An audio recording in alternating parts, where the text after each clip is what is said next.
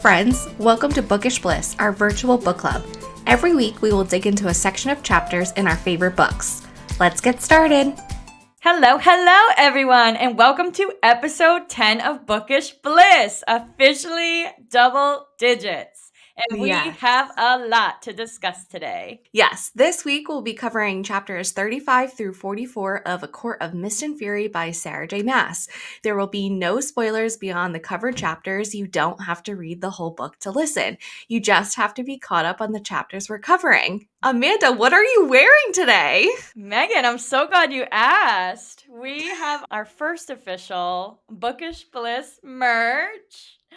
It's so shiny and pretty. I'm so obsessed. Just a little, something to start. I know, it's so cute. Thank you, Katie Marshall, for gifting Katie. this to us. Yes, so nice. She also included these little books on the sleeve. I know. So cute. Yay, I'm so excited. You guys have to let us know, those of you that are watching on YouTube or seeing us on our clips, let us know what you think of the sweatshirts. Yes, we love them so much. We can't wait for more merch. I want a hat so bad. I want a hat too. That's got to be next. Yeah, for sure. But it's definitely been a week for both of us. And we're recording late. We have and some scheduling it's daytime. delays.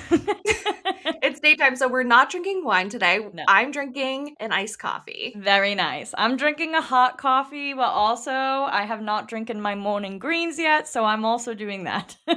Yes. So it's a morning recording of Bookish Bliss, so we apologize that we will not be getting drunk during this episode. I promise we'll still be funny. Yes, we're funny without the wine. Yeah, but without further ado, let's get started with the good stuff and break down ACOMAF Part IV. That's crazy that we're already on Part 4. I know. Over to you, Meg. Please summarize this set of chapters for us. All right. Just like every week, I'm going to break down these chapters in a few sentences, and then later in the episode, we'll be digging a little bit deeper and talking about all the good stuff that happened in these sets of chapters. Yes. Here we go. Chapter 35. Feyre has been wandering the city in search of any sign of the book in the summer court, but as she's returning to the palace after an outing, she sees a small building on a stretch of land that was usually covered by water. She gets confirmation that the book is inside at dinner later that night when she clocks Tarquin and Cressida's faces. They were not very subtle. Chapter 36. Today is the last day in the summer court, and she spends it with Tarquin to distract him. After dinner, they say their goodbyes to the summer court, and Amren and Feyre set off on their book heisting adventure. The second she touches the book, though, it locks them inside of the chamber. Oh no! Anxiety. Chapter 37. Now this isn't just an epic book heist. It's an epic escape to save themselves from drowning. It almost happens too, except they are saved by an unexpected ally. Mm-hmm. They return to Valaris and fill the gang in, and they all get a good look at the first half of the Book of Breathings. Chapter 38. Amren takes the book with her when she leaves to start studying it. The summer court drops off some blood rubies.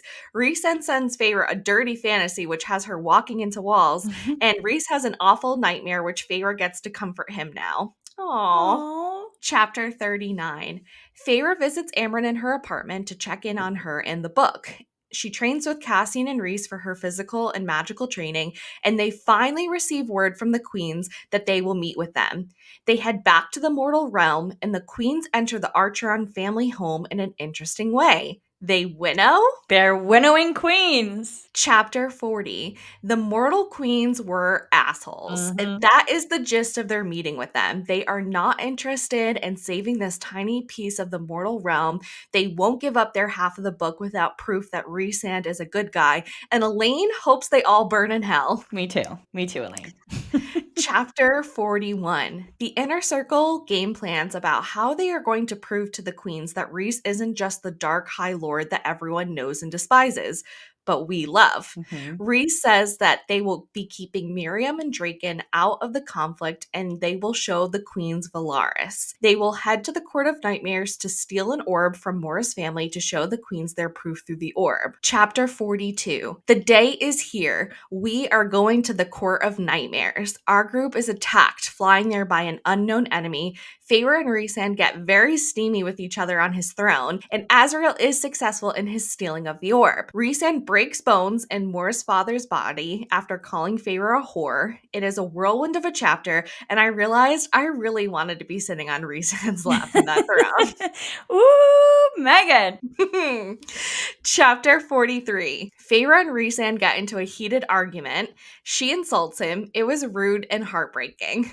Feyre finally realizes that she wants Rhys, but doesn't know what that really means. She wants to talk to him, but now he isn't speaking to her. Uh-oh. Uh-oh. Chapter 44. Today is Starfall, and after this day, they're going to be heading out of Velaris for an unknown amount of time. Rhys and Feyre make up. They have a cute moment together. Their bond is definitely getting stronger, and I can't wait to see where their relationship goes next. Me either. And that is the breakdown of our chapters that we read this time. Yes. Thank you for those beautiful summaries. You're welcome. All right. Amanda, catch us up on all our characters, though. Yes, so I'm going to take it all the way back to chapter 35, and we're going to start with Feyre. Feyre spends their final day in the summer court with Tarquin, but she's feeling guilty the entire time. She's thinking she's a liar, a thief, a deceiver, and that's what they call her soon, once they found out what she was up to. Mhm. She trained physically with Cassian and mentally and magically with Rhysand. She worked on her gifts, flame and water, ice and darkness, and she knew there were others she had yet to discover.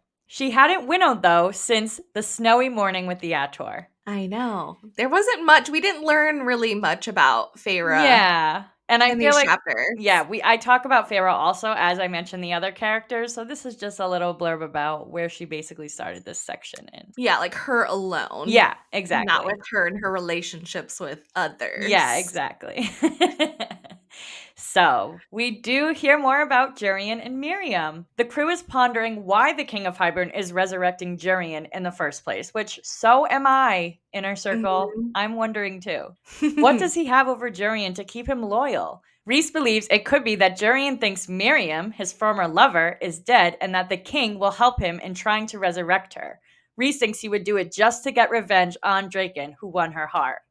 Yes, because Draken is Fae. Yeah. And Jurian does not like the Fae. That was interesting, though, that Miriam was his past lover, because you hear that he was playing Amarantha's sister the whole time. So, I don't know. I didn't really think he would have another lover. That would be a really cool novella, I think, to see that kind of love triangle, maybe. Yeah. And then plus Clythia and Amarantha. Like, I think it would be really interesting to see their dynamics and how Miriam kind of ended up as Jurian's lover. Yeah. That definitely is a good idea. We should ask Sarah about that. I know. Blow up her DMs. We'll just send her a quick message. They are coming out with 2 other novellas, right? You said?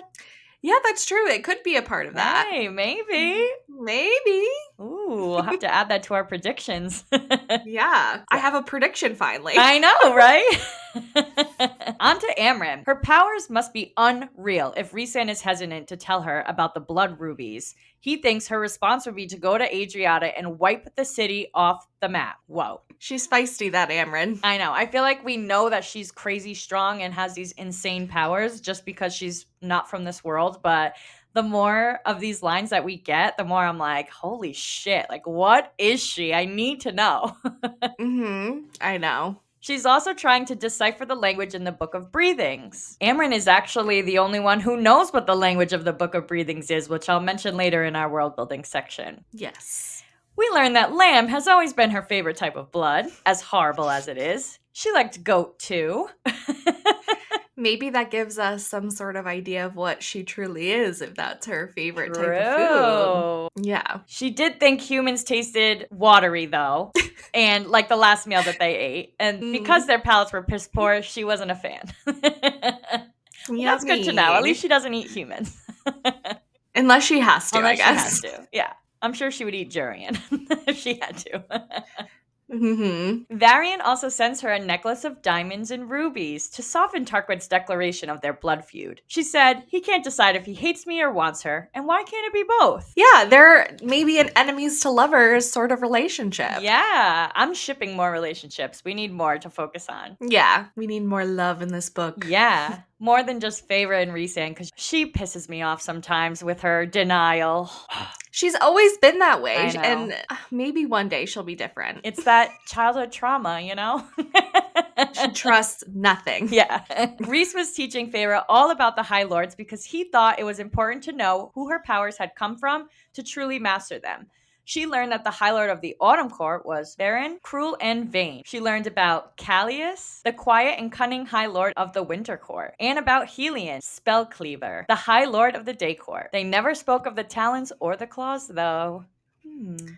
No shapeshifting, which is so interesting though, because we know that Rhysand can shapeshift. Yeah. And that's not a specific trait towards Tamlin. Yes, I think that his may be more powerful than the others, but the others, I believe it was said that they can all shapeshift. Yeah. So I don't know why we're really steering clear of this, but I guess it reminds her the most of Tamlin. Yeah. But even though that she can change her hands into claws and talons and stuff, I think maybe it's just takes more concentration and more practice maybe to like fully transform. But I don't know. I don't know. That's what I think right now. Yeah, because we've never seen Rhysand fully transform into a beast. Like, yes, he's had parts of him change, Yeah. but he's never fully changed Oh, into that's anything. true. So maybe he can't, or can he? I don't know. Interesting. But we know that Tamlin can. Like, he can full on be a beast. Yeah. Speaking of Rhysand, though, we learn that he has nightmares, and just as often as Feyre does, and they seemed rough. Feyre wakes him up from one, and he ends up pinning her to the bed, naked. Ooh. She notices that he has 2 twin tattoos on each of his knees, a towering mountain crowned by 3 stars. Beautiful, but brutal somehow. Feyre asks him if he always wanted to be a High Lord, and he says yes and no. He knew he didn't want to rule as his father did, but he wanted to be different and protect his people, change the perception of the Illyrians, and eliminate the corruption that plagued the land. He had a different persona under the mountain, though, even though Feyre knows he is a good man. Yeah, she does. She sees right past that mask. Yes, on to the Mortal Queens. Bitches. The Mortal Queens have finally written back that they will meet them at Feyre's family estate. They had 3 demands. No weapons, the meeting was to begin no later or no earlier than 11 a.m., and they had to know the exact geological location of the house, the layout, size, location of the windows, doors, furniture, every detail. They also had to know where they would be greeted and let in. There was a mixture of age, color, height, and temperament between them. The eldest was brown-skinned, wore an embroidered blue wool dress, and had heavy wrinkles carved into her face. There were 2 middle-aged ones, and they were completely opposite. One sweet-faced and smiling, and one hewn with granite and frowning. They even wore opposite gowns, one black and one white. The 2 youngest, one had black hair and eyes, cunning oozing from every pore, and the final queen was the most beautiful, with curly golden hair and amber eyes. Even her brown freckled skin seemed dusted with gold. They were gifted the ability to winnow from the Fae, which was a shock. Shocking. Yeah. I wonder how that's passed down from I know. their ancestors. That's true. Do they automatically have that ability, or does a High Fae have to give that to them like every time and there's a new queen? I don't think so, because Rhysand seemed pretty curious about how they were able to do that. True. So I don't think it's a well-known thing that they can do that. Yeah, no. We learned that they were only interested in defending the main continent and were willing to sacrifice the humans across the ocean because war is war. They said it should be up to the Fae to defend them. No. No, I don't think so either. Bad queens, bad. Bad. Bad mortals. They're also not willing to give up their half of the Book of Breathings, as Megan mentioned in her summaries earlier. It does not leave their sacred palace. It has not left since it was gifted as part of the treaty and will never leave those walls. After a speech from Moore, they demand proof from Rhysand that he is a male of peace, and then they will consider their offer. Asriel tells us, too, that the Mortal Queen's palace was built by their kind to protect the humans from Fae, and it was a death trap for their kind. I wonder what sort of tricks and spells they have in their palace to keep the Fae out. I know. Well, if it was built by the Fae, it's got to be dangerous for anyone, I know. really. But it's so interesting, like, obviously Rhysand and Moore and Azriel and Cassian were all around fighting for the humans during this war and helped, I guess, put the treaty into place, I would assume. Yeah. Or maybe they weren't in charge of it, but I feel like they had to have been around. Like, how did Yeah. they not know some of this information? Like, who were the High Fae that gave them the powers? Who were the High Fae that helped develop their castle? Like, these are things that I need to know still. Yeah, that is true. Because if they were working with them, you would think it would have been them that put the And spells on the castle. Yeah, and Moore says, like, your ancestors were my friends. Yeah. I don't know. Interesting. All right. On to Moore. Moore was the Morgan from the war, and she had enough of these mortal queen brats. According to Moore, they were nothing like their ancestors, who were her friends, and she thought that they would be ashamed of these queens. She fought side by side with Miriam in the war, and they marched back into the Black Land to free the slaves where Miriam escaped herself and promised to return to free them. She reveals that for 500 years, Miriam and Draken are alive and on an island living with their children of both their kind in peace. Moore was sold to marry Lucian's older brother Eris of the Autumn Court. He had a reputation for cruelty, and Moore begged Rhys not to let it happen. Even though she had so much power, she had no voice. Rhys brought her to an Illyrian camp where she met Cassian and did the one thing that would ruin her value to those people. Moore and Cassian were left alone, and one thing led to another. Moore wanted it to be Cassian. She wanted to be able to choose. Eris refused to marry her, and her family was done with her, nailed a note to her body that she was Eris's problem now, and left her to die in the woods. Thank God, Asriel found her a day later. Oh, thank God for Az. Next up is Miriam. She was half Fae, born from a human mother. Her mother was a slave, and against her mother's will, Miriam was born in shackles and deemed human. She was denied any rights to her heritage as a Fae. Miriam was given as a wedding gift by the queens to a foreign Fae prince, Draken. He was horrified and let her escape. Fearing the queen's wrath, she fled and was found by Jurian. She fell in love with his rebel armies, became his lover, and was a healer among the warriors. Until a devastating battle found her tending to Jurian's new allies, including Prince Draken. Miriam and Draken fell in love behind Jurian's back.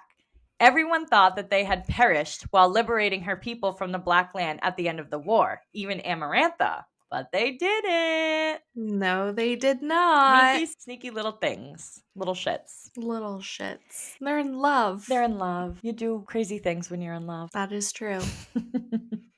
Lastly, we do actually meet a new character in this section of chapters. Moore's father, Keir, who was the overseer of the Court of Nightmares, the steward. He was scared shit of Rhysand, with good reason.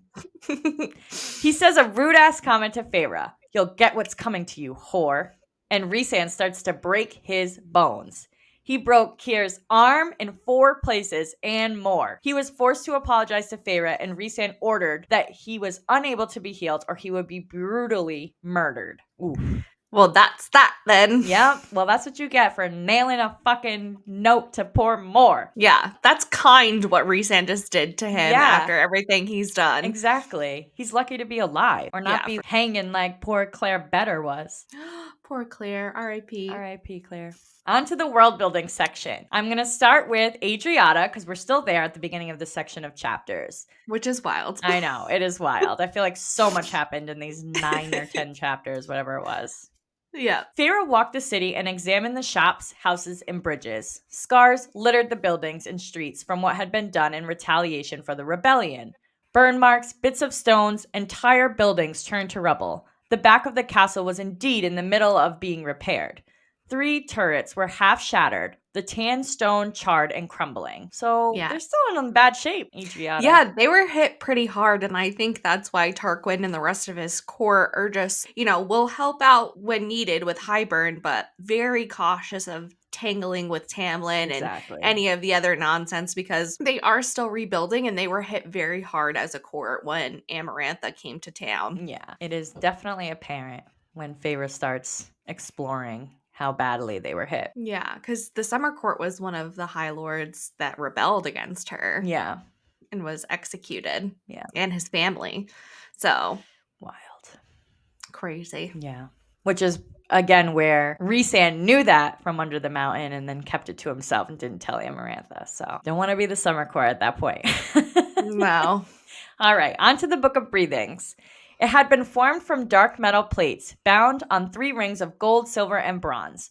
Each word carved with precision in a language Feyre could not recognize, the Holy Tongue. Rhysand heard legends say that it was written in a tongue of mighty beings who feared the cauldron's power and made the Book of Breathings to combat it. Amryn was the only one who could uncode it. He thought, too, that the book might also contain a spell to free Amryn and send her home, if they were the ones who wrote it in the first place.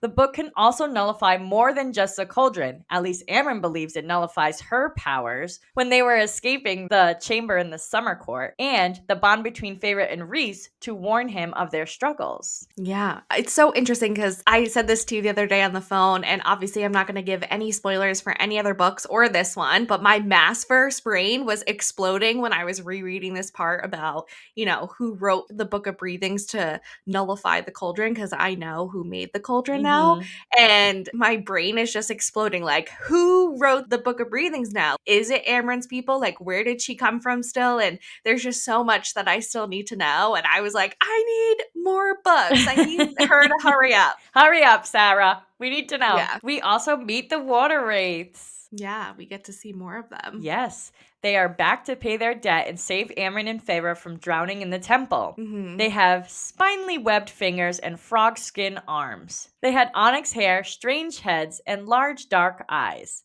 Thank the cauldron they were there, though, to save them. Yep. Thank God. They were about to be goners, drowning in that chamber. Yeah. And the way everyone was kind of describing them, saying that they're like these horrible creatures, I wasn't so sure they were actually going to pay that debt back, but they showed up at the right time. Yep. They were true to their word. Yes. In the summer court, when a grave insult has been committed, they send a blood ruby to the offender. It's an official declaration that there is a price on their head, that they will now be hunted and will soon be dead. The box arrived at the Court of Nightmares. One had Rhysand's name on it, one had Feyre's, and one with Amryn's. They all have a price on their head now. Uh-oh. Even though Amryn gets that necklace from Varian, after reading that, I'm like, I'm not so sure how much of this is gonna affect them.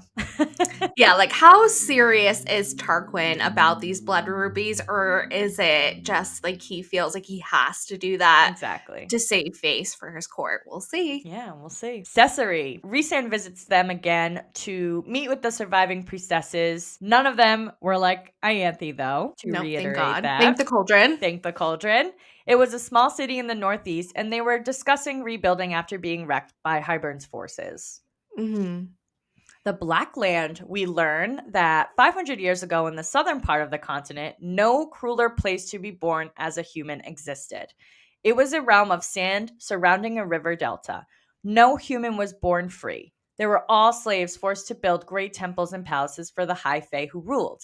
There was no escape, no chance of having their freedom purchased. And the Queen of the Black Land, she made Amarantha seem as sweet as Elaine. Oof. Wouldn't have wanted to be there. Right? If Amarantha is looking like Elaine. I know. I would like to see these other rulers of different Fae, different parts of, I guess, Fae territory. Yeah. Because we know that obviously Perithian is just one land section where they have the High Lords, but we know there's emperors and queens and like other people in different parts. And so, I don't know, maybe it would be cool one day to see those courts. Yeah, definitely. Like you said in the summaries, Megan, we go to the Court of Nightmares. We sure do. Rhys instructed Mort to send word to her father that they would be paying him a visit in the Court of Nightmares. There was an orb that had belonged to Mor's family for millennia. It had truth magic, the same Mor claimed her and many of her bloodline possessed. It was one of their most valued and guarded talismans. They planned to steal it and use it for proof to the mortal queens that Valeris existed without having to take them there. The humans know about the orb and would know it was absolutely true, what they saw in it. They're about to enter the Court of Nightmares, and Feyre notices there is no one outside, no village or any sign of life. The Court of Nightmares lay beyond 2 doors carved into the mountain. There were sentries wearing gray and white, meant to blend into the mountain rock guarding the doors. Amarantha's court did not compare to this place. It was a literal city in the mountain, a work of God. It was full of buildings, bridges, homes, and more. Every inch of the rock was covered in artwork carved into it. The pillars like curving vines of night-blooming flowers. Streams and rivers of water ran throughout. Another idea that Amarantha stole, a throne room. It was of polished ebony. More serpents were carved into the columns that supported an onyx ceiling. The throne itself was carved with great beasts, one at each shoulder. Yeah, it's wild to me. Like, I can't even picture what this city under the mountain looks like. How big is this mountain? And I just want to know what it looks like. I guess I should just picture an actual city just enclosed by a mountain range, Yeah. but it's just so weird to think about that these people just don't want to go outside. I know. I get that they're the night court, but wouldn't they thrive better in the night air? Yeah, I don't I know. don't It is confusing too because if it's so beautiful, like Feyre describes it as a work of God and says that Under the Mountain was like a child's location compared. So Yeah. I just was expecting, especially because they're so evil and nasty people, I just expected them to live in filth and trash, but not. No, I think they're too vain for that. Yeah, that's true. Let's talk about Starfall. Oh. It can only be witnessed in the Night Court.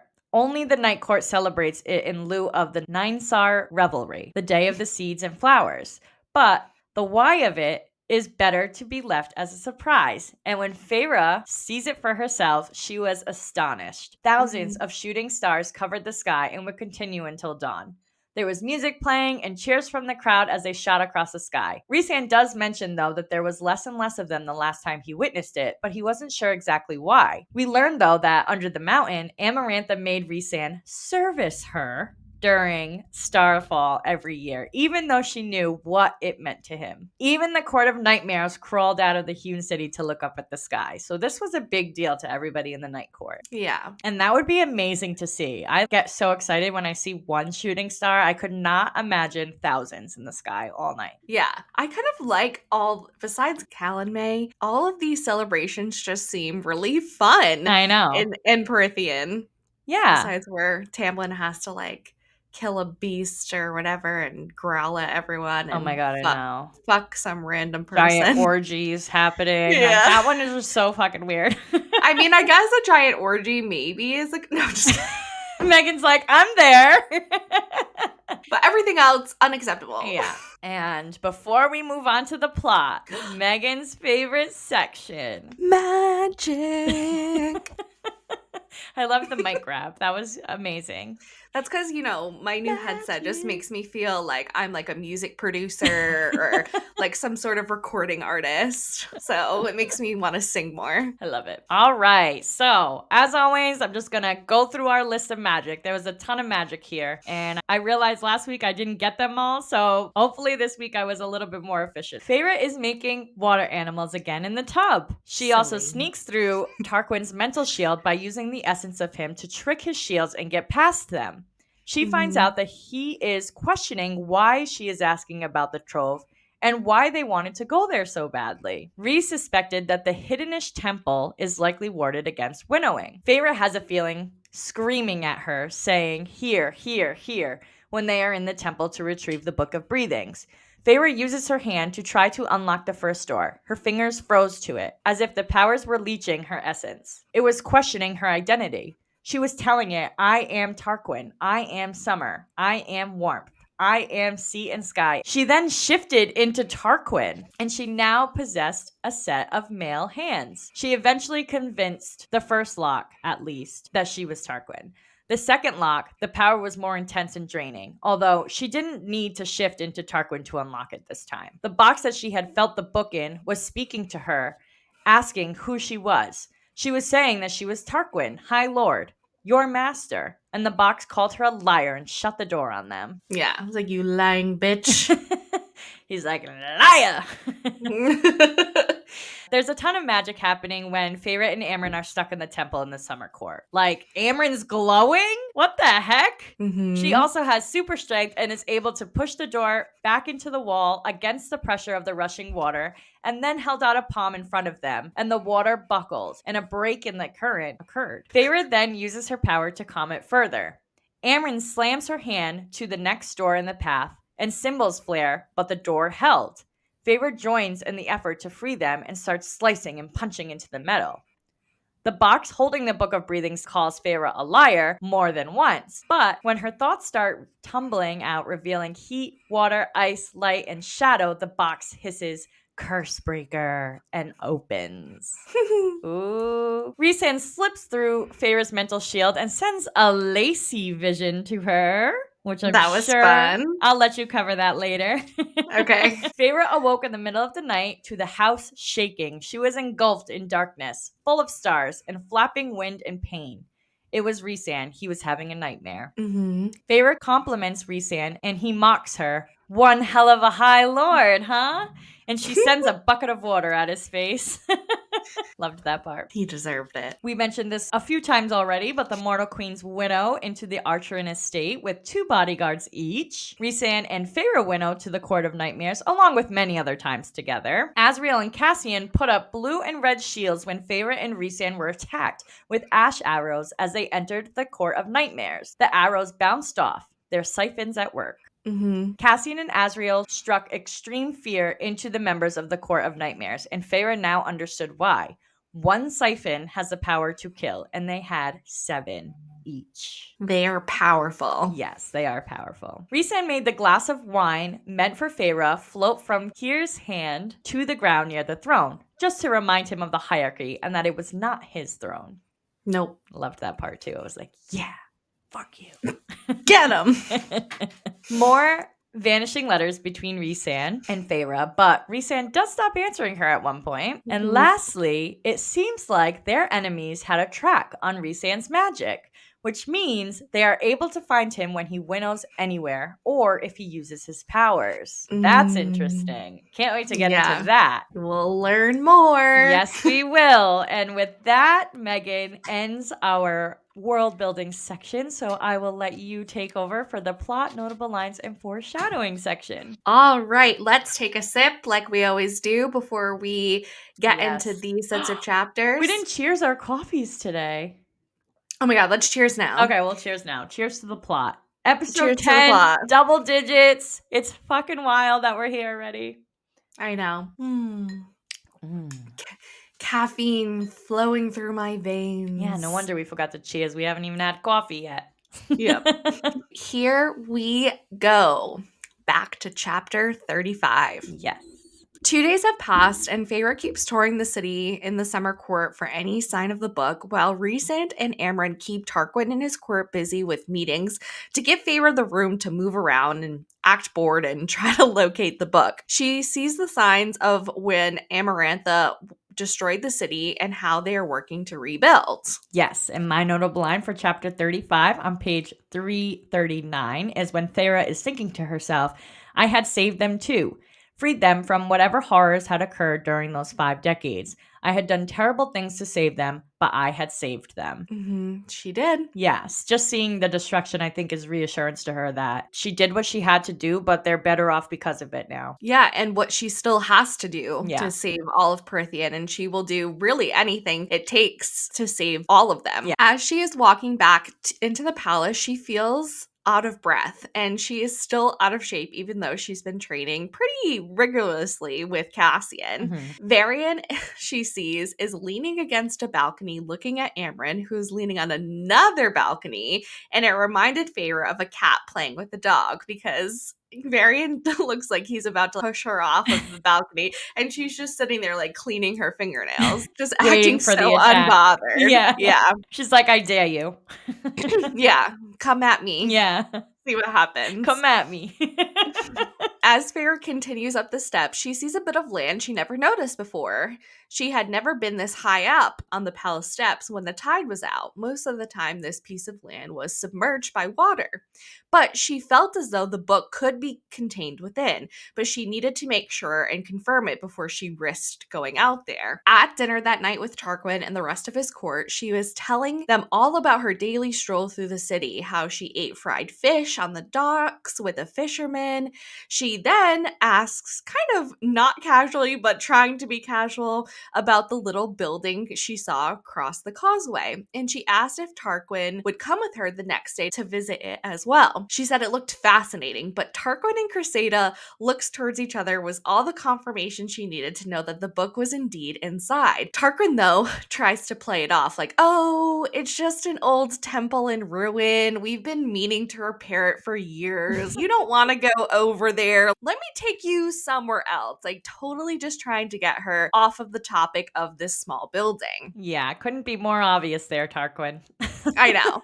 But he is now wary of her, like you said earlier. Mhm. He's thinking, why is she being so inquisitive about this building? Why does she want to know about the temple? Why did she want to know about my trove? Why did they want to come here so badly? So now, he's been kind of wary of them, but not really so much of Feyre. But now in this moment, he's like, Yeah. what is she actually doing here in the summer court with Rhysand and Amren? Yeah. Feyre knows that she needs to stop this line of questioning and slips into his mind by tricking his shields that she is him. And she's saying to him, she's harmless. She is kind and sad and broken.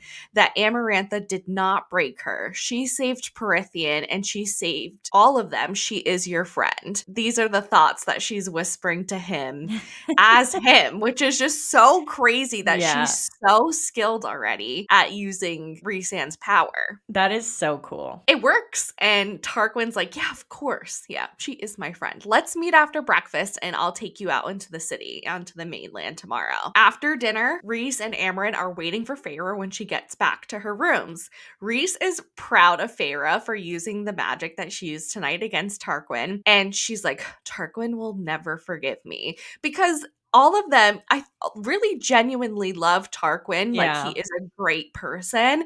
And Feyre is a good person as well. And she's like, he will never forgive me for this, but Right. they all know that this is for the greater good. And Rhysand says, I slipped into Varian and Crusade's minds as well to find other matters more interesting. And he doesn't particularly like doing things like that either. But what has to be done has to be done. Yeah, of course. He's a good man. Yeah. We know this. Yeah, the whole court isn't bad. They've said earlier the summer court is a neutral place and they're not, too good or too bad. They're just kind Yeah. of there and no one wants to hurt them. Yeah, and once we find out that he's got endless armies in all these different territories, you can see now why Rhysand is so protective and doesn't want to just tell Tarquin their intentions or what they're planning to do. Yeah, yep. So Rhys is proud of her and she's like, I was just cleaning up my own mess. Like, I shouldn't have asked about the temple outright. And he's like, well, it's never fun to do this. And she's like, well, you used to break into my mind all the time. And he's like, no, that's not what I did. He's like, I left a lot of your mind untouched. And the only time I didn't have a choice is when I didn't know if you were alive or dead at the spring court.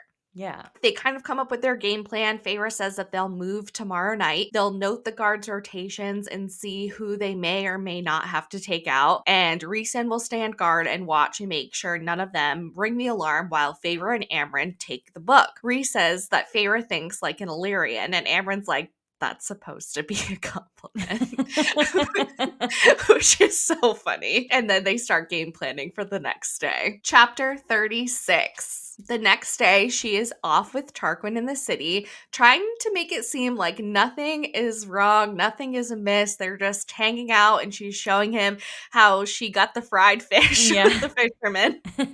Feyre hopes that Tarquin will know that one day they did what they did for their sake, his people, and for everything Perithian has already been through. And after a while of being in the hot sun, she tells Tarquin, I'm tired and hungry, and he buys her lunch on the way home. He's just such a nice, kind person. Yeah, I think he'll understand. Well, yeah, I think so too. Later. Later. After We'll the deal with hurt the blood wears off. rubies first, and then he'll understand later.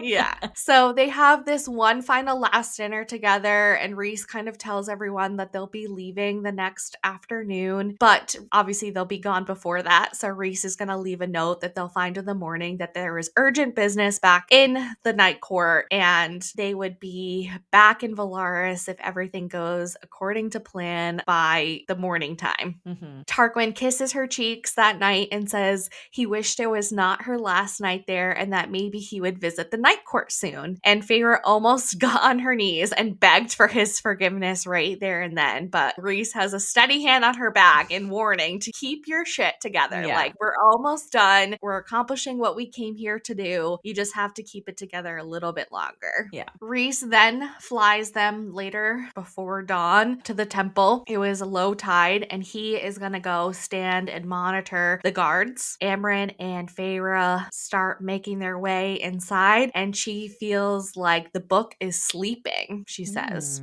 Amren's like, no wonder they hid it under all this stone and mud and sea, because they can already feel its power like emanating from the temple. Mm-hmm. They also make a joke about how they wish they had brought a shovel, but they know that they need to work fast because besides the guards that could be alerted at any minute, they could also have the tide coming back in if they took a long time. Yeah. So now they're digging through mud. Amren's like, why are we doing this? Like, why is Rhysand not here? Before you Oh. continue, I just have a question that I just thought about. Okay. So you said that Amren could also feel the power of the book. Mm-hmm. So does that mean that it is connected to her heritage? Because Maybe. Feyre can only feel it because she has some of the summer magic in her. So Mm-hmm. maybe that is a clue that it is from her Maybe. unworldly kind or whatever was created by Yeah, them. maybe. But when they're back in Valaris with the book, they all kind of recoil at the power of the book when she takes it out of the Yeah, box. that's But true. That's I don't know if they could feel it before she took it out of the box, because Rhys does ask them, like, you have the book, right? Once they get Oh, out of yeah. there. So maybe, I don't know, maybe Interesting. we'll have to see, Yeah. or Okay, if sorry. any Continue. more information is given.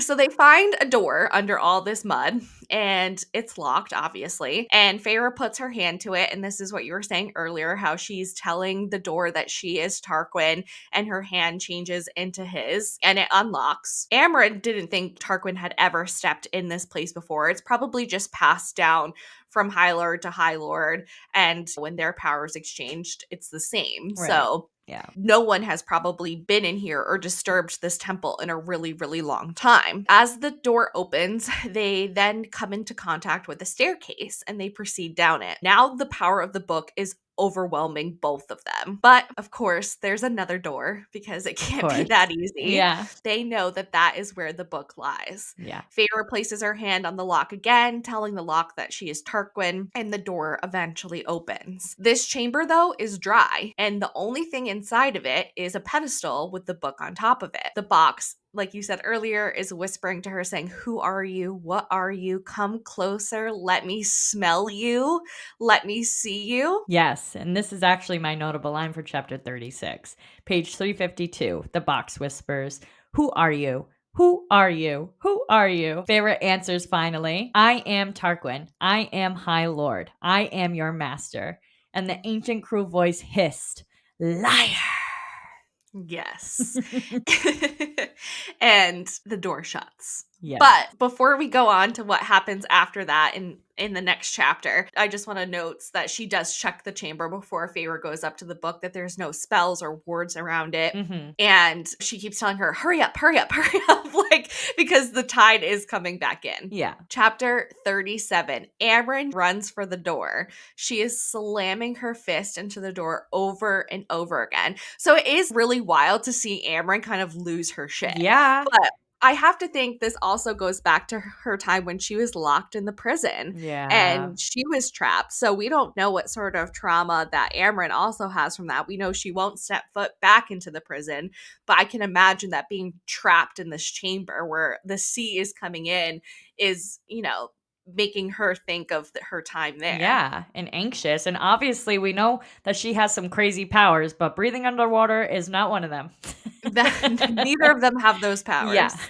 Feyre, to keep the book safe, slides it into her pocket. Amren's palm is literally glowing, like you said, and is blazing with heat and melting the lead door. It bursts open, which only causes the water to flood in at them. Feyre is calming that water with her kernel of power, while Amren is holding the door open with her power so that Feyre can slip through. Feyre does wonder, like, how much power is she exerting right now to keep this door open and to open it in the first place? But now that door is now shut and they're both through, they've made it through the first obstacle. Thank now gosh. they have to contend with the water that has no place to go, that this second door is closed. And the water is quickly rising. Amren is little, so Feyre hoists her onto her back without getting Amren's permission, even though that's kind of scary. Yeah. And they're both struggling now to get up the stairs. The stairs are slippery. All that water is coming down, and we know there is all mud and gunk gunk and all the gross Yeah. stuff that they're just slipping on. Now the door at the top of the stairs closes. Like, of course, Of right? They're course. almost there, and now that door is shutting. Yeah. So Amryn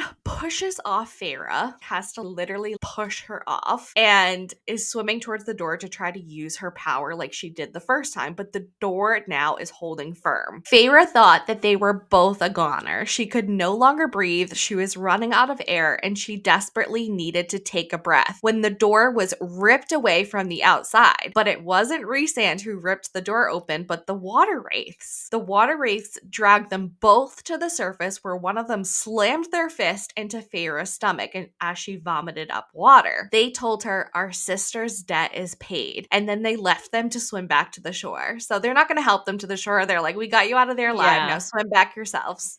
Well, I honestly wasn't even surprised that they punched her in the stomach to let the water out of her, so I think they did more than enough. Well, I think they had to make sure she was at least breathing to make True. sure for their sister's debt to be paid. Yeah. Not like it would matter if she died, though, but still, they did the right Yeah, thing. they did do the right thing. Yeah. Now, Rhysand appears back asking, "What are you two doing?" And Amryn's like, "Where the hell have you been?" And he's like, "You guys have been setting off every single alarm in this court, and Rhys has been knocking out guards left and right." I just don't understand how they would think that nobody would be notified that they're in this temple. I don't know. I guess that's why Rhysand was standing guard, Yeah. just in case alarm bells started going off in Feyre's powers as the summer court weren't justification enough to this temple. Yeah, I Which don't know. obviously it wasn't. So Rhys is knocking out guards left and right. Amryn then says to Rhys, "This book or the temple nearly nullified my powers." And it had also, like you said, nullified Rhysand's and Feyre's bond because he didn't feel her panic. He felt nothing. After all the craziness in the water, Feyre still has the book, and Rhysand informs them that, "I missed some guards, so we gotta get out of here." So he winnows them straight into the foyer of the townhouse where the rest of the inner circle is, and it startles them. Cassian's like, "What the hell is going on?" Rhys is like, "I don't know what happened. I'm still waiting to hear the story." But Amryn and Feyre are just in shock about what happened to the temple. And Amryn says, "Only an immortal with a mortal heart would have given those horrible beasts money." After Feyre explains that she gave him her jewels during the tithe, the water wraiths had said to them, "Our sister's debt is paid." And that's because her sister had said that the water wraiths would never forget Feyre's kindness that she showed them during that time. And that's why they saved her life. So Amryn's like, "I can't believe it. Only you." Yeah. This would happen to.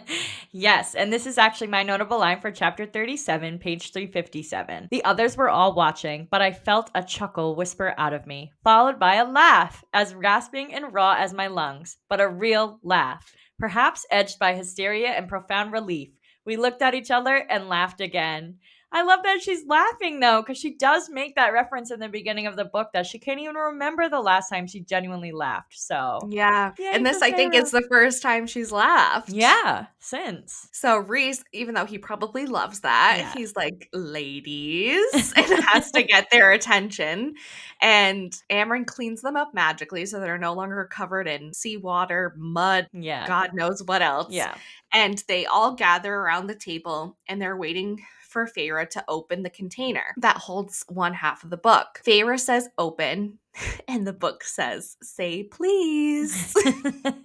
The book also says, "Unmade and made, made and unmade. That is the cycle. Like calls to like." The book calls her curse breaker, and Cassian is totally freaked out by the book. Amryn knows that the language of the book is not of this world, but none of the inner circle want to be around the power that this book is emanating. Rhysand thought that Amryn would be able to read it and decode the book. It was a gamble, but he had heard a rumor, like you said earlier, that these mighty beings had wrote the book to nullify the powers of the cauldron, and that maybe she could use it to get home. But he originally didn't say anything because he didn't want to get her hopes up. Yeah. And Feyre is also thinking, like, I can't even imagine, like, centuries, like thousands and thousands of years she's been here alone. Yeah. So then they start talking about Jurian, how he fits into this weird equation, and that Jurian's probably just using the King of Hybern now that the King of Hybern has brought him back to life Yeah. to get to Miriam. But it's also just interesting that, well, we've said earlier what I think why he wanted to bring Jurian back Yeah. is to see if, like, the powers of the cauldron would work. Yeah, I just don't see see that partnership working out in the future. Like, they don't have anything else in common besides wanting to resurrect dead people. Yeah, they don't believe in the same things. Yeah. But yeah, I think Jurian is probably gonna have to be tied to the king for a hot second, but I don't imagine that their partnership is going to last. Yeah, no, he's gonna end up being a slave to him or dead. That's my prediction anyway. Then Amryn finally launches into the tale about what happened to them, but Feyre looks to Rhys and through their bond says to the dreams that are answered, because that is what they said to each other when they were in the summer court. And he says, to the huntress who remembers to reach back for those less fortunate and water wraiths who swim very, very fast. Yes. Because obviously he must be completely freaked out that Feyre almost drowned in this temple and he had no idea. Yeah, for sure. Which brings us to chapter 38. Amryn takes the book back to her home to start looking at it, and Feyre spends the day reading in a small garden the next morning, which we don't get much information about what happened this day, but Yeah. later that night, she goes upstairs to the balcony because she doesn't want to give up on the sun yet, and she finds Rhysand already sitting there, and he's brooding. He's like, yeah, you can sit next to me if you want. It wasn't a very warm welcome, but she's like, all right, I guess I'll sit down. And she notices a box sitting next to him and she's like, what is that? Before he answers her, Rhysand tells her, I debated a very long time if I should just ask Tarquin for the book, that there would be consequences both ways if he said yes or no. He didn't like stealing from him and vanishing without a word, and he thinks that Tarquin really could have wanted a friendship or an alliance, but now he would never know. Yeah. And this is just weighing really heavily on Rhysand, but I think it's weighing really heavily on Feyre as well. Yeah. I think it's weighing heavy on Rhysand, though, because Feyre's head is now on the line. I don't think he cares that his own head is on the line, but... Yeah, he and knows. Amryn. Yeah, Amryn and Feyre, Yeah. but mostly Feyre. Yeah. She opens the box and sees the blood rubies, meaning that there was a price on their heads. Feyre's like, well, they would have noticed sooner or later that the book was missing. And Rhysand's like, well, if I had taken the memories of these guards, then they could have had like plausible deniability that they took it. Even though, That's true. they probably would know that they took it, they would have no proof that they took it. Exactly, yeah, because they obviously could feel the power emanating too. Yeah. So Rhysand's like taking this all on himself because he feels responsible, because he's like, I just knocked them out. I could have done more. Wasn't using my powers. Right. I was only thinking like an Illyrian at the time, and not using both, which his mother trained him to do. I know. Naughty Rhysand. Yeah. Mistake, but also either way they were gonna know. Yeah. Rhysand says that feuds like this could last centuries or a millennia. And she's like, well, let's worry about the war. Yeah. Let's get through that first. And then we can worry about dealing with Tarquin and the blood rubies. Exactly. These are the priorities, and that's low on the list right now. Rhysand's like, oh, well, it sounds like you're planning on staying here for a while then. She does. And then, of course, in Feyre fashion, can't just be like, yes, I plan on staying here forever because I actually have friends now and I'm starting to fall for you. She's like, well, I can get my own place if you want. Like, such a brat. I know. She's not very well at taking sarcastic jokes. No, she doesn't respond well to them. Yeah. And he's like, you know what? Don't bother. Your name has been added to all of my household credits. He's like, buy a whole house if you want. I don't give a shit. Because he's not in the mood to deal with her bullshit. He's like, do whatever you want. You're not going anywhere, and we both know it. Yeah. Then she's like, wow, he's having a really bad day. No shit, Feyre. I mean, he just was told that his head was on the line. He's about to be hunted along with you and Amryn. But yeah, he's having a great day. He's still waiting for the queens to respond to him. Yeah. There's a war coming that he's trying to protect everyone from. Yeah. He has a lot of shit going on in his head. He doesn't need to deal with you right now. Exactly. She's like, wow, he won't even banter with me, play with her. But she's like, he stuck by my side and fought for her every single week, and she would do the same for him. So Feyre in her head does the right thing. Exactly. Feyre's mouth does not do the right thing. They're just not communicating. The head and the mouth. No. The head and the heart. Yeah, maybe. Yeah, the head and the heart. She's trying to get him to flirt with her, though, and saying, oh, household credits? Maybe let's go to a lingerie store. And that barely got a tug on his lips into a smile. And she's like, well, maybe I'll show up to the summer court in my lingerie and see if Tarquin drops the blood rubies. And he's like, you think highly of yourself? She's like, why shouldn't I? You seem to have difficulty not staring at me day and night. And he's like, am I supposed to deny that I find you attractive? She probably would. Yeah. She's like, well, maybe you should do a better job at telling me that you find me attractive. And it's like, what do you mean? Maybe Like, she you just should takes do a better everything he, job at not denying it, bitch. yeah, like she's taking everything he always says as like a joke or like Exactly, yeah. whatever, but he's not joking. When has he ever been a jokester? Never. Never. It's all fun and games, obviously, but it's supposed to be fun. it's Like still real. flirting is Yeah, supposed to be fun. It's not supposed exactly. to be like, I love you. And it's like you're asleep, like Tamlin. That bothers you so much still to this day. I love it. Anywho, Azrael shows up and it breaks up that interaction between them. And as she's walking down the stairs, Rhysand plays this fantasy in her head about what would happen if they did go to the lingerie store, how he would tell the clerks to leave, and she would be showing him her new lingerie. And she walks straight into a wall. Because I also would have walked straight into a wall if he was putting that fantasy in my head. I'd be like, whew. I'd be like, on my way right now. Meet me there. Yeah. Be like, wait, can we go right now? Yeah. Later that night, she eats and is talking with Moore, and then she goes to bed. She is awoken by Rhysand's nightmare, and the darkness from him was leaking into her room, and the whole house was shuddering. She runs out into the hallway, and she sees the darkness is there too, and it's full of stars. And she knows for sure it's coming from Rhys in his bedroom. Yeah. When she gets in there, and she finally finds him on the bed, he's pale and ice cold, and she slaps him because he won't wake up over and over again until he grabs her and flips her over onto the mattress. So hot.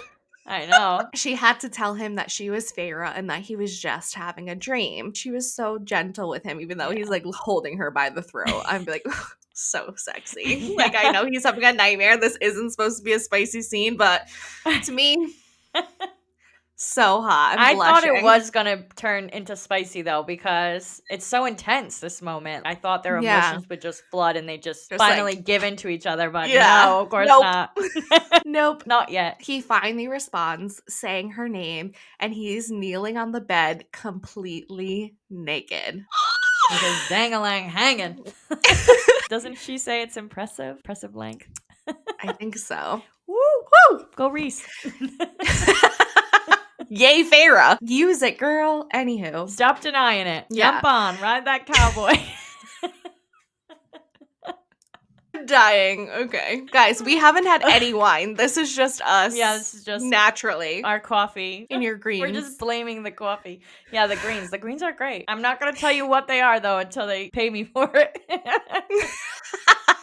She tells him, you are having a nightmare. And he tells her that he's sorry, that he usually keeps the darkness contained to his own room. She realizes that that is why he's been staying at the townhouse instead of the House of Wind, so that his friends don't know about his nightmares and how he's struggling. I feel like that's maybe part of it, but he's also staying there because Feyre's staying there. Yeah. More denial. But anyways, this is my notable line for chapter 38, page 372. She asks him, how often does this happen? And he says, as often as you. She says, what did you dream of tonight? And he says, there are memories from under the mountain, Feyre, that are best left unshared, even with you. Oof, must be rough if you can't even talk about it. I know. But she tells him, well, when you're ready to talk, that she'll listen and she won't tell the others. Aww. I know. She then kisses his cheek and his eyes are so wide after she did that. Rhys is still kneeling on his bed and she thought of a painting, a dark fallen prince. She said that there was a hole in her chest, but it was finally starting to heal. Finally! Thank God. Thank God. For Rhysand. Thank the cauldron. Thank the cauldron. Thank the mother. Thank the mother. Chapter 39. Feyre is visiting Amren at her home and asking about the book and if she will be able to decode it when she gets the other half. And Amren's like, didn't his darkness fill you in? Which I think is so hilarious that Amren calls Rhysand that. I know. And she's like, no, they hadn't spoken, but she did have a note from him in the morning saying thanks for the night before. My notable line for chapter 39 is on page 374, where Feyre and Rhysand are writing to each other with their vanishing notes again. And he says, thank you for last night. And she says, What do the tattooed stars and mountain on your knees mean? And he says that I will bow before no one and nothing but my crown. And Feyre says, "Oh, so dramatic." It is kind of It dramatic. is, but like, I did not expect that to be her reaction. I was dying laughing out loud when I read that. I was like, oh my God, this has to be my notable line. Yeah, so dramatic. So dramatic, Rhysand. Feyre has brought blood to Amren, and Amren is very excited about that. She's like, I like you. Yeah. It's better to be on Amren's good side. Yeah. And then we learn more about Amren here, what blood she likes, the places she's lived, and she likes her small apartment. She doesn't Yeah. want servants. She says they're bothersome and newsome and they get into her business and she doesn't need that in her life. Yeah. After that, they're just waiting for weeks for something to happen, waiting for the mortal queens to answer. In the meantime, she's training with Cassian. And one particular morning I want to mention, though, after Cassian saw Nesta, he made her work a little extra harder, saying that her family was full of bossy, know-it-all females. So Nesta is still getting under Cassian's skin. She was training with Rhysand about politics and her magical training. When he was off doing other things and not training with her or hanging around, she found herself disappointed that he was gone. She's moving on. They are passing notes back and forth with each other while he is gone at one of the temples that got attacked and talking about the priestesses, which ended up Feyre calling him one hell of a high lord, which, as you said, he brings up later and she splashes water in his face. Love that scene. I love that scene. You know that comment from her went straight to his head because she doesn't say very nice I things know. about him all the time. Yeah. He's like, finally, she's saying nice things to me, but I have to give her shit for it. Yeah. The queens now have finally responded at the end of this chapter, and they are going to meet at her family home. And so they show up there. Nesta and Elaine are all dressed up, and they're just waiting for them to come. And like you said, there were specific requests from the mortal queens about when this was going to happen, how, what it looked like, etc. And as the clock chimed 11, the mortal queens winnowed into the living room, and that is how that chapter ends. Wild. Chapter 40. We get to see what the mortal queens look like, and instead of 6 of them, there's only 5 that showed up to this meeting. We're told that the 6th queen is unwell. They then turn their attention to Feyre, who tells them that she is going to be the emissary for the Night Court to the mortal realm. They then turn their attention to Rhys, who they are wary of because they can definitely feel his power and say, you are the High Lord who wrote such interesting letters after your first few were dispatched.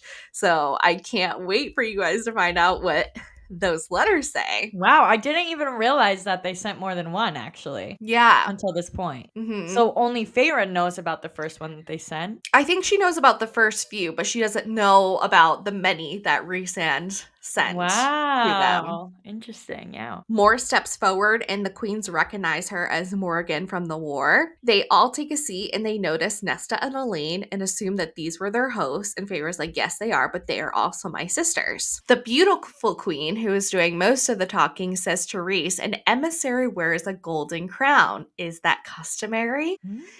He's like, no, but she looks good in it. The Golden Queen is very interested in Feyre, a human turned high fae standing beside a high lord at the place of honor. And it just bugs me to no end that Feyre doesn't question this. This is like the billionth time he's put her in a fucking crown and is standing beside him in a place of honor. And she's just like, yep, that's just my life. Like, I'm Feyre Cursebreaker and I'm an emissary to the mortal lands. Like, I just wear whatever crown they put on my head and not question it. Like, what?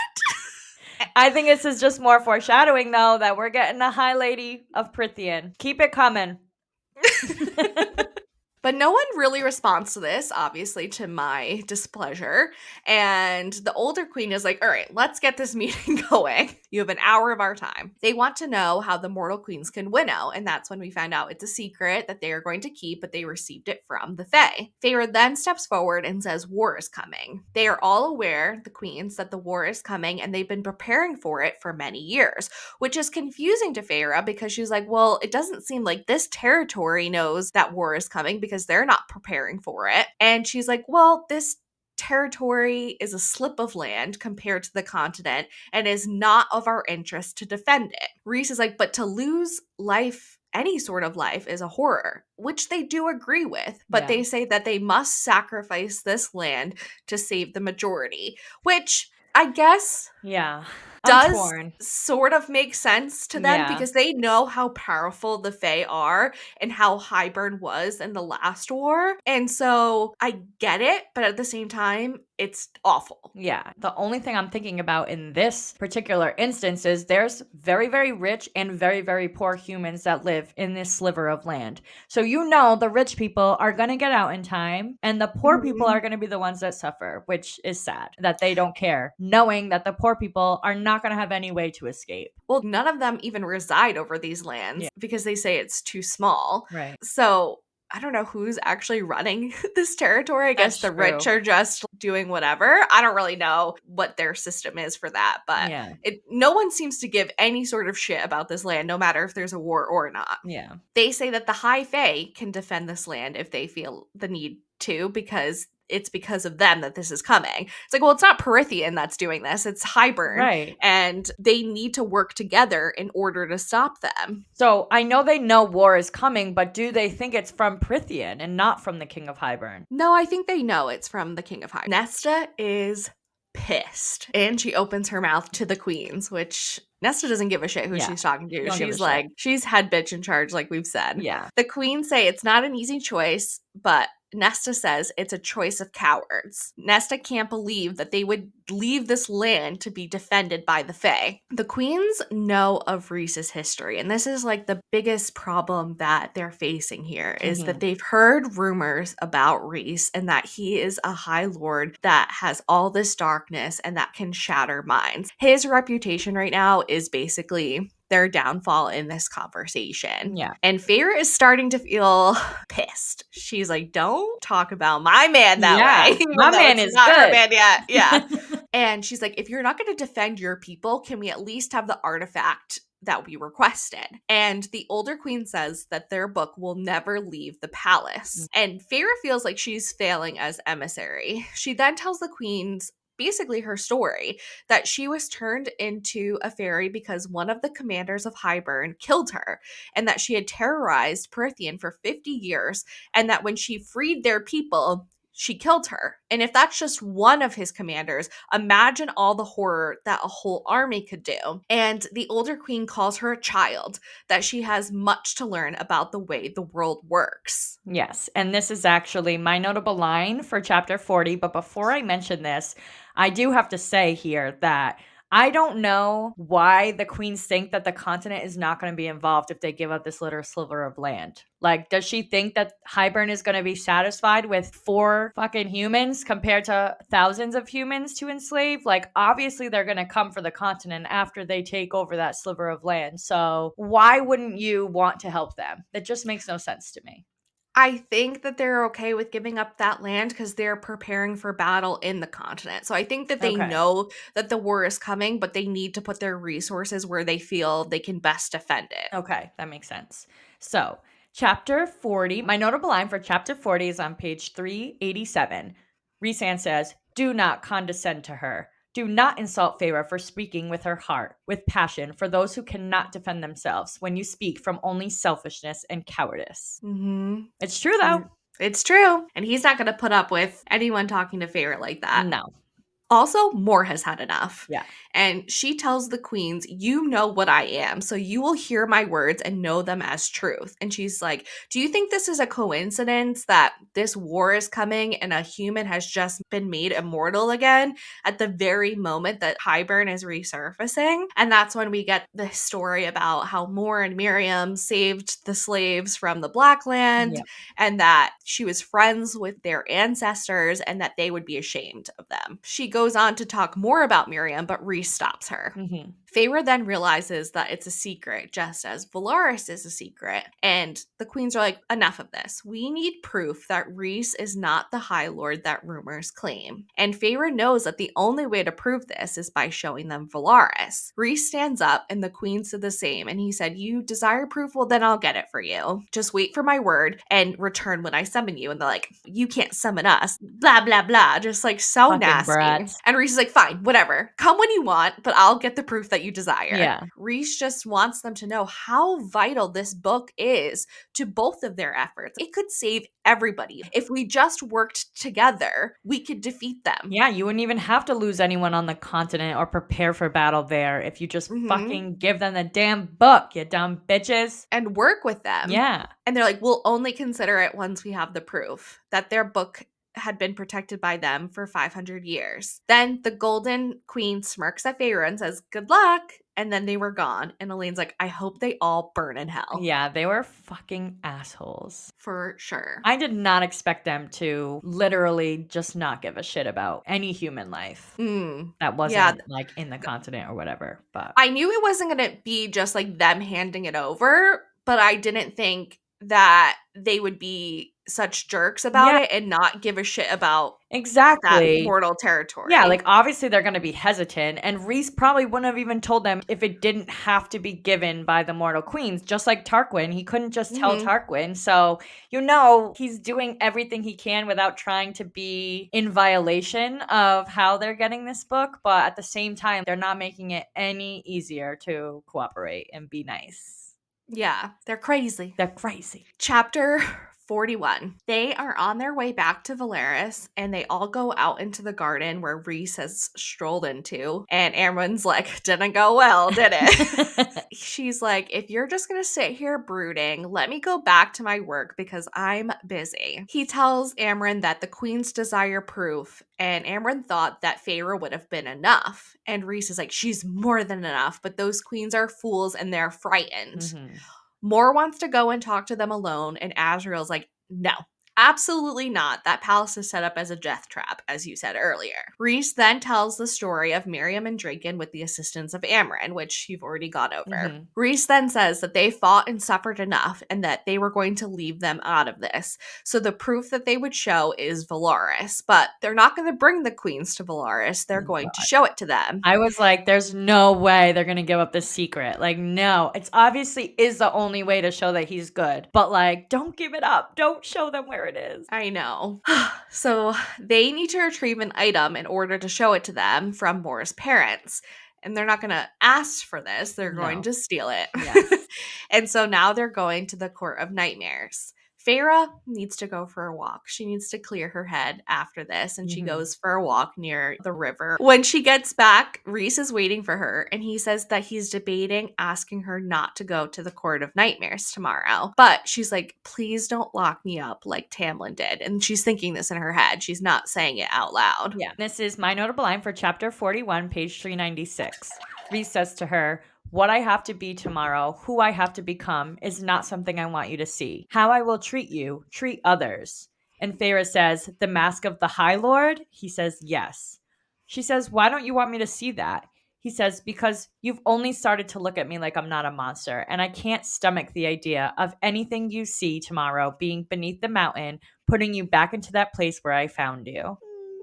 How can you literally not see Feyre that he likes you or flirts loves with you? Yeah, like he's in love with you. Obviously he cares. He clearly cares about you. Yeah. This Since childhood day one, trauma basically. is too much for me. Yeah. But she's like, I want to help in any way that I can, even if that role that I have to play is unpleasant, that she trusts him. And she does say that. Yeah. Or she at least thinks it. Yeah. We then hear the story about what happened to Mor with her family and sleeping with Cassian and everything that Amanda already went over, being getting that stabbed. note nailed to her. And yeah. After that, Feyre wants to know what she has to do tomorrow. She's like, what is the game plan? Which brings us to chapter 42. We are going to the Court of Nightmares. Yes. Feyre says that she is not frightened. They are flying to the Court of Nightmares, but she realizes that Rhys is worried for her and what she will have to do for him today. So she tries to distract him by saying to him, oh, Mor and Amren told me about the size of an Illyrian's wingspan says a lot about the size of other parts. If you just looked, you would have known what the impressive freaking length was of his you-know-what. She's like, they also told me that Asriel is the biggest. Woo! Woo! I love me some Az. I know. I'm trying to decide, Megan, who you like more, Asriel or Rhysand. I can't decide. I like Cassian too. Ooh. But I would have to say out of the, I don't know if I can rank. Well, I can't rank them yet. I will rank them once all the series is out. Okay. We're gonna add that to our final thoughts after the last book. Yeah. Who do you like best? I just don't know enough about Asriel really yet to Yeah. make a decision if I like him more than Rhysand. She touches Rhys's wings and he tells her that it is sensitive. And then they have some flirty banter about what would happen if someone touched his wings during sex. Ooh. He tells her that he wouldn't know because he never has his wings out during sex because it's just very vulnerable. And he doesn't really show his wings to really anybody. Yeah. And she's like, well, that's too bad because you could probably get into some interesting positions with those wings. True. Woo. Okay, Feyre. Okay. She's like, flip me upside down, turn me over, do it Fly me all. around. Yeah. Fly me around. Yeah. Little freak Feyre is. Okay, I see you. I see you, Feyre. Oh, okay. You're a little But red Megan after that. Somebody haven't wants to even- be flown around. we haven't even gotten to the Court of Nightmares yet. I know, right? All of a sudden, though, ash arrows start flying at them. They're being shot at, ruining their fun, flirty banter. And they get to the ground as quickly as they can and immediately go in to search the area to see if they can find anyone or anything. But the trace of the unknown enemy is gone, along with the arrows they shot at them. So they literally picked up the arrows that they shot at Feyre, Cassian, Asriel, Rhysand. So they're in the Court of Nightmares. Yes. How do outside people get there? Or is Well, it they an can- outside person? People can get to the Court of Nightmares. They just can't get past it into other territories like Valaris. But wouldn't Rhysand get a notification or something that somebody was in his court? Because I remember Tamlin would get some kind of notice that people were in his court and could go and defend his court. But I don't know. I guess not. Yeah. Well, he's not there enough, I think, to... That's true. I don't know. Yeah. We'll have to see. Okay. Moore then gets Feyre ready for her appearance in the Court of Nightmares. She's wearing something similar to what she wore under the mountain, but this one is all black. They arrive in the throne room, and Moore's dad wants to know where Rhys is. She then tells the whole room that the High Lord is approaching and is in an awful mood, so they better be on their best behavior. Mm-hmm. Feyre then could feel his power. The rock beneath her feet seemed to tremble, a pulsing, steady beat. Cassian and Asriel enter first and now stood on the dais with Moore, and everyone in the room looked frightened of them. Then Rhysand appears, and his whole power filled the room, the castle, the whole mountain, maybe the whole world. She describes it as having no end and no beginning. That's how much power is coming from him right Wild. now. Moore steps off the dais and drops to her knee, and then so does everyone else, including Feyre. He then welcomes Feyre Cursebreaker to his court. He pulls her up with him and goes to his throne and sits, pulling her onto his lap. The High Lord's whore, who she had become under the mountain. He slid his hands running down her exposed thigh, but his hands were cold, and she flinches slightly, and a minute later his hands were back, but they were warm, and gave her a long stroke as if to say sorry. And I just love how in this moment they're playing this part, right? Yeah. But he keeps talking to her like in code, or not really, but like she understands the code that Yeah. like he's saying to Well, her. they start communicating too through their head, right? Yeah, Their that's true. bond. Yeah. Rhys now needs to talk to Keir and tells him to give him a report about what's been going on in the Court of Nightmares and if there's anyone that needs to be tortured. There was no one for him to punish, according to the report, but he continues his conversation with Keir as he keeps running his hands up and down Feyre's thigh and body, and Feyre is definitely feeling this. Mm-hmm. She's leaning into him, just loving every second of it, even though she's like, I shouldn't be loving this, but I am. Yeah, she's conflicted for sure. Yeah, but they are doing this as a distraction so that Asriel can go and steal the orb without anyone noticing that he wasn't in the room. Mm-hmm. They're definitely putting on this performance. All eyes are on them. Oh, of course. Keir says that he heard rumors but didn't quite believe them that Feyre was now owned by another master. gross. Yeah, gross. He's like, I assume you brought her as a statement. And Reese is like, well, everything I do is a statement. I And am a even living, walking statement, bro. literally. And Kier even says, this one, though, you seem like putting in cobwebs and crowns. So even he notices the crowns that he's putting on Feyre's head. And he feels like this is very, very suspicious. Yeah. Of Like, course, what? Feyre, again, doesn't acknowledge this or even think about it and just is like, well, I'm just disgusted by his tone and says, maybe I'll put a leash on you. Yeah. Maybe you should think about why Rhysand's putting you in a crown, but whatever. Yeah, I feel like she's very one-track minded. She's thinking, okay, I gotta play this role, or I gotta meet the queens. She can't think about more than one thing at a time, like why this crown is being placed on her. She just thinks she's gotta play this part. Yeah, but like, why would a pet wear a crown? You would be Yeah. like in shackles, Yeah. if anything. True. Anywho, she could feel Rhys's approval from that statement in their bond, and he dismisses Kier, saying, go get her a glass of wine. Rhys then presses a kiss behind her ear, and she knows that this is an apology from him and gratitude for everything she's doing. As they continue their song and dance, she turns to him and through their bond says, you are good. You are kind. This mask does not scare me. I see you beneath it. Oh. I know. Why can't you act like this all the time, Feyre? I know. He then leans forward and brushes his mouth against her cheek. And I'm like, oh, just kiss her on the mouth I already. know, like, Jesus just do Christ. it.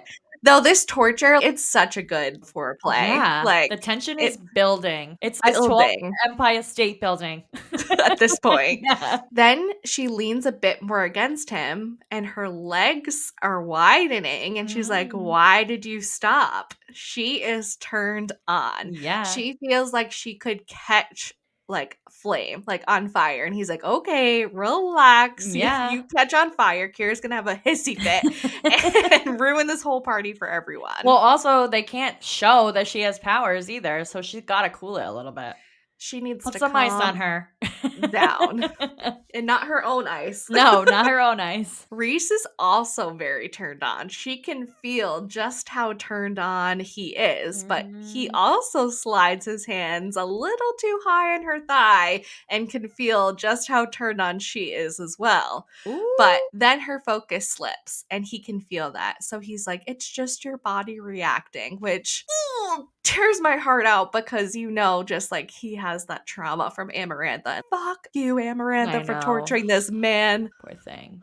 I know. Feyre But mentions that too. I don't know if it was before or if we're going to get to that. I can't remember exactly where it is in this section, but she's like, I wonder if he even likes to be touched because he was made to service Amarantha for so many years. So, yeah, I know. Azriel's back in the room. He has the orb, and so their show is coming to an end. mhm. Rhys tells Feyre to go to Cassian through their bond, that Cassian's waiting for her, and they can all get the hell out of there. Yep. On her way, though, down, Kier whispers to Feyre, you'll get what's coming to you, whore, which you mentioned earlier, and Rhys loses his mind and breaks a lot of bones in his body. Yeah. I was trying to be intricate in my world section and list them all, and I'm like, there's just too many. I don't Yeah. even know if he has a bone that's not broken at this point. Yeah, literally. And he also makes him apologize. And here's my notable line, page 419. And for the long hour afterward, my focus half remained on the High Lord, whose hands and mouth and body had suddenly made me feel awake, burning. It didn't make me forget. It didn't make me obliterate hurt or grievances. It just made me alive. Made me feel as if I'd been asleep for a year, slumbering inside a glass coffin, and he had just shattered through it and shaken me to consciousness. Yeah. And she doesn't know what this all means, but she knows she's in big, big trouble. Yeah. Well, hopefully she's getting an inkling that there is some love here, finally. Yeah. Which brings us to chapter 43. Rhys winnows them out of under the mountain, but not into Valaris, but to a moonlight mountain lake high above the world. And he tells her that he's sorry. And she's like, what do you have to be sorry for? But his hands are shaking. He's like, I should not have let you go there and see that part of him, of them, of what they have to be when they're in the court of nightmares. Mhm. And she tells them that it's fine, that it was her choice to play that role and to wear those clothes and let him touch her. It's so funny. If he could just be in her head, he would not be apologizing to her. because she Mhm. enjoyed every single part of being under there with him. Yeah.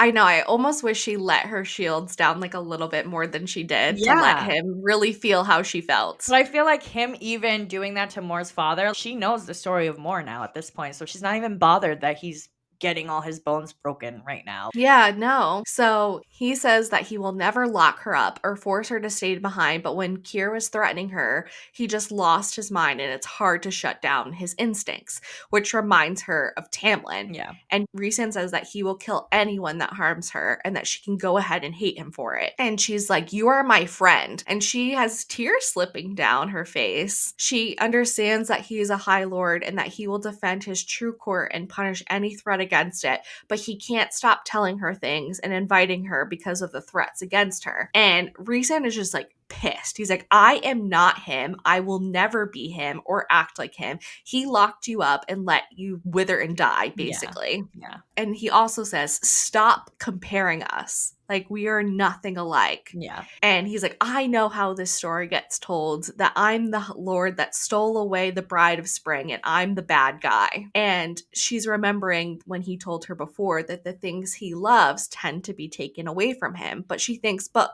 what about my story? What about what I want? What about my reward?" And he's like, "Okay, well then what do you want, Feyre?" Yeah. And she's silent. He's like, "That's what I thought. Maybe you should figure it out one of these days." Because he is not in the mood to play. Yeah, but also I feel like he can pick up on that she wants him, but she's denying it too. He just wants Yeah. her to say that she wants Yeah. him. Yeah. He needs her to like verbally give him the consent to go ahead. Exactly, yeah. Which is nice, considering Tamlin didn't. Yeah, and she just has an adverse reaction to this statement because obviously, and she's Mhm. like, "Maybe I don't know what I want, but at least I don't hide behind a mask. At least I let them see who I am, broken bits and all." She gets that Rhysand wears a mask to his people, but she doesn't get why he wears a mask to his friends. Why not let them see his real face? Mhm. But, Feyre, she's in a pissed off mood now too, so she literally hits him hard Yeah. and says, "What if you let them in and they saw everything and still walked away? Who would blame them? Who would want to bother with that sort of mess?" Even And I was like, "Damn, Feyre, this is fucking rough." that was harsh. Yeah. He flinches, like she slapped him across the face so hard. And she knows it in that moment. She hit too deep. Yeah. And he grabs her hands and just winnows them back into Valaris. The rest of the circle is waiting for them there. She walks out into the garden. She knew that she had hurt him. He had told her all those secrets and vulnerabilities, and she just threw it in his face. She knew that him and Tamlin were different, but his anger and that Rhys's anger had been justified. She Yeah. knows there's really no comparison between the two of them. Yeah, and I think too that she says in this moment, she was projecting her anger onto Rhys, but it was herself that really couldn't open up and trust people. So she was literally taking it out on him when she was describing herself and her own actions. Yeah, she finally acknowledges that she was jealous of Cressida because she wanted him to smile at her in the way that he was smiling at Cressida. She knew that he would never call her a whore if she wanted him, no matter how soon it was after Tamlin. And she knows that his friends wouldn't call her that either. Yeah. And she said, maybe it's time to tell him that. Yeah, and I also think it's interesting that she says they're his friends. Like, they're your friends too, girl. I know. Here is my notable line for chapter 43, page 424. "So maybe it was time to tell Rhys that, to explain that I didn't want to pretend. I didn't want to write it off as a joke or a plan or a distraction, and it'd be hard, and I was scared that it might be difficult to deal with, but I was willing to try, with him, to try to be something together, whether it was purely sex or more, or something between or beyond them that I didn't know we'd find out." Yeah. So basically, after she thinks that, he never goes out to the garden and they never get to have this conversation. Yeah. And he isn't at breakfast the next day. He's not at lunch and he is not even staying at the townhouse now after that conversation. And she keeps trying to talk to him, writing him letters and notes, and he just is never responding. She's off to Amren's apartment so she can get a walk in and to clear her head. And when she gets to the house, Amren's like, the reason he bit my head off this morning. And she's like, do you know where he is? And Amren's like, yeah, hunting whoever attacked you guys yesterday. And Amren kind of gives her the scoop about what's going to be happening in the next couple of days because Rhysand's not speaking to Feyre. Amren tells Mhm. her that they are going to be going to an Illyrian camp in 2 days after Starfall. Amren just tells her a little bit about what Starfall is, about how you can only witness it in the Night Court, and she would leave the rest of the details for her to see on her own. Amren says to her, Rhys came back, a ghost, after Amarantha, and you made him come alive again. And Feyre says, well, he's lucky to have all of you, his inner circle. And Amren's like, no, we're lucky to have him, that she's known many High Lords and none of them dream the way he does. And Feyre says he thinks that he'll be remembered as the villain in the story, but she forgot to tell him that it's usually the villain that locks away the maiden and throws away the key, and he was the one that let her out. Yup. She keeps trying to send him letters that go unresponded to, and the only one that he takes to read is the one that says, is this punishment, or do people in your inner circle not get second chances if they piss you off? You're a hateful coward. He takes the message, but he doesn't respond to it, and the twins come and get her dressed for Starfall, and she's awaiting his response, but it never comes.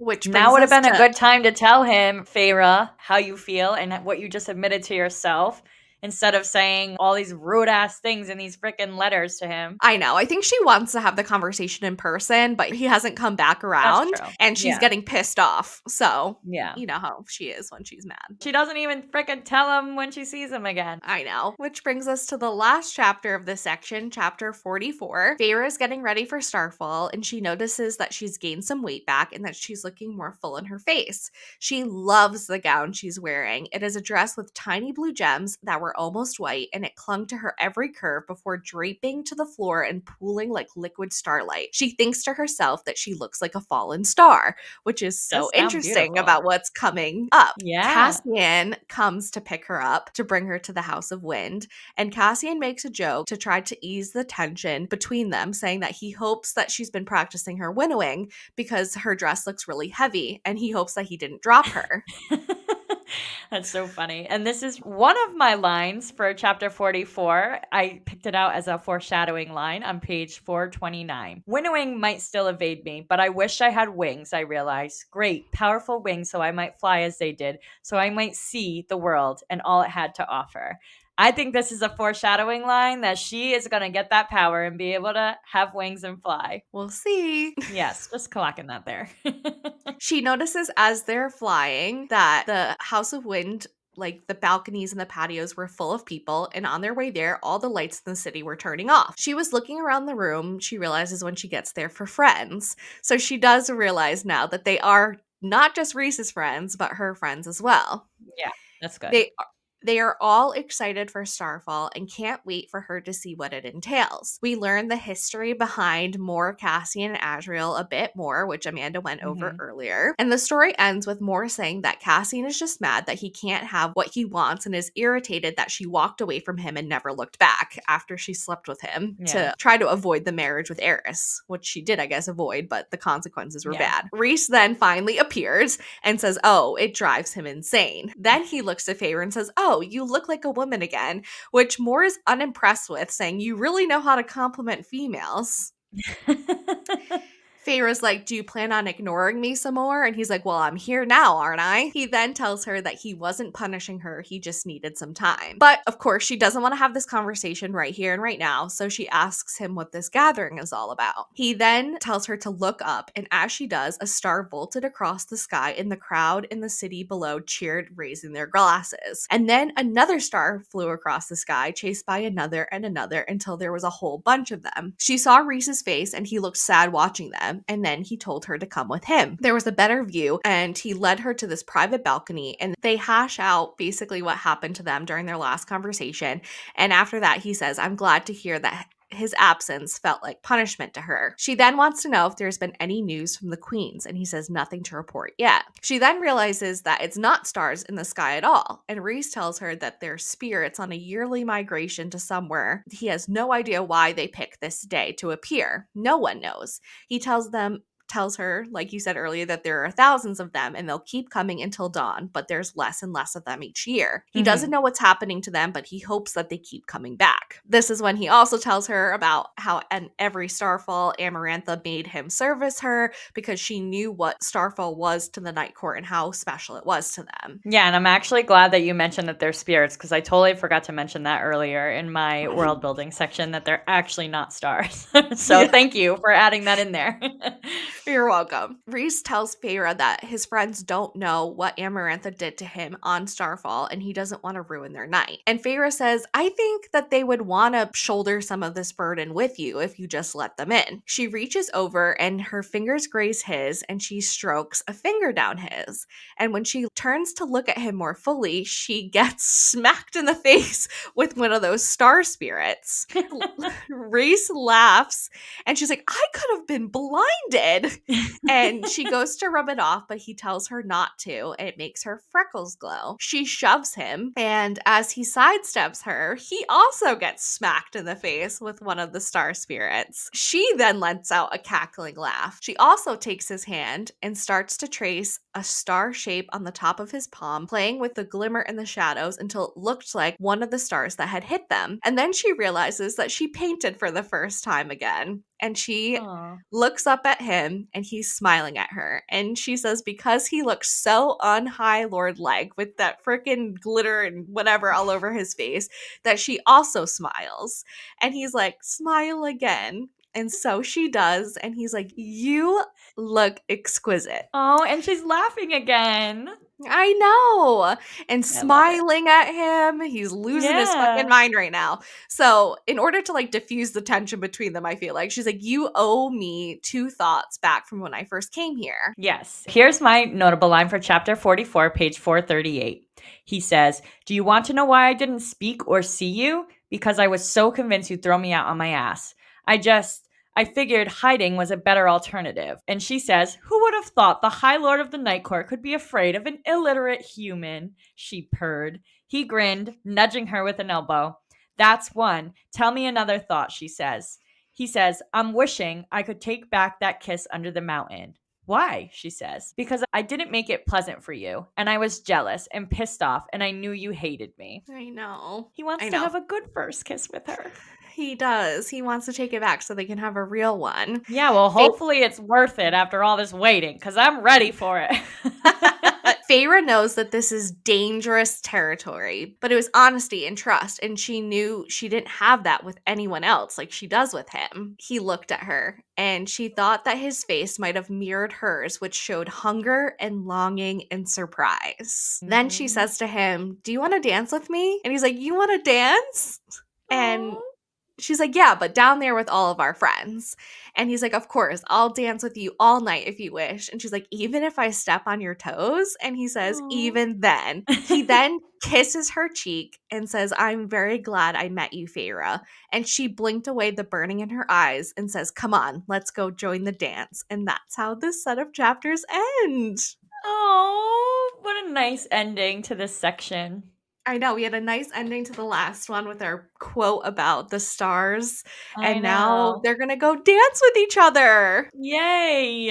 But I'm still pissed that Feyre didn't tell him what she wanted to tell him. This would have been Well, the perfect opportunity. it would have been, but don't worry. The next set of chapters are It's coming. Oh my god, yes. I've been hearing all week, guys, that the next section is Megan's absolute favorite. So I'm itching to read it. yes. But before we do that, let's go over some predictions that I have. Of course, I'm going to go over my older ones, the ones that weren't already proven to be true or untrue, and then I'll go over the ones that I have for this section.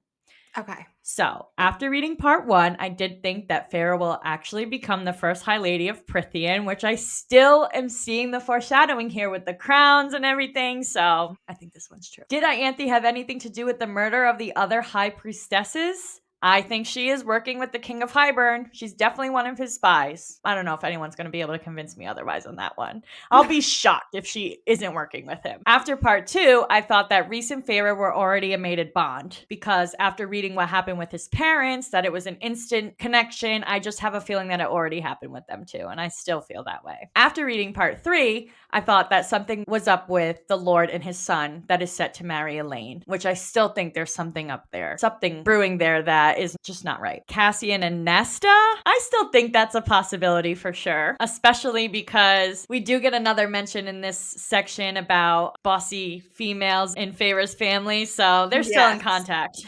They are still in contact. Yes, and I do have to mention this one because it did come true this episode that Tarquin did find out that they took the Book of Breathings. She didn't tell him though, she gets caught. And after reading part 4, I've already kind of mentioned this one, but I think Feyre will get a set of wings. She's definitely gonna have the power to fly. And then I was just thinking, trying to brainstorm, like, who do I think is working with the king? And because, you know, he mentions that he's got all these armies and all these different territories around the whole Fae realms. So I was thinking, number 1, which I've already mentioned, Ianthe. I think she's somewhere in the mix. Then I thought maybe Mor's father was involved with the king. And then the last guess I have is the Autumn Court. I think there's a reason why we hear Mor's backstory at this specific time, because we didn't hear it when Asriel and Cassian's were being told, or even Amren's. So I feel like it's placed here purposely so that there's something going on with the Autumn Court as well.